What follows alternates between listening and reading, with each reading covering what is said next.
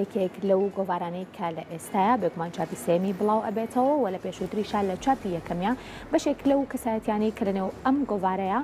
بڵاوکراوەیان هەیە ئاماژیان بۆ کرد کە لە ئێستا ئەم گۆڤارە بڵین گرنگە بۆ بەشێک لە نووسەران و لە ئەدیبان و لە شاعران و لە تەواوی هونەرمەندان بە شێوەیەکی گشتی و هەروەها بڵین گۆڤارێکیشە تایبەتە بە بواری سینەما دیارە مانگانە تەواوی ئەو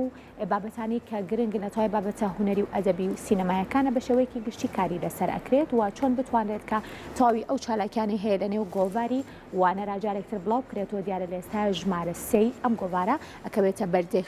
خوێنەرانی و لە ئێستاە کاری لەسەر ئەکرێت و بەشێک لەو بڵین کەسایەتیانەی کە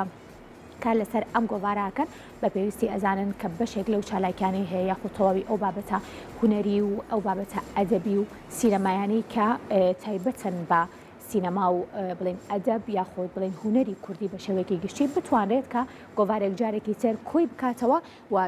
جارێکی تر پێشکەش بە بینەران و بە خوێنەرانی بکاتەوە. وانەر گۆڤارێکی ئەدەبی وەرزیە و کۆمەڵگەی پەروەردەی ماگرێت دەریەکات لە 260 لاپەڕەی ڕەنگاوڕەنگ پێک هاتووە. پێڕستی بابەتەکانی ئەم ژمارەی وانەر لێکۆڵینەوە و نووسین و دیدار و شێعر و چیرۆک و سینەماش لە خۆی دەگرێت.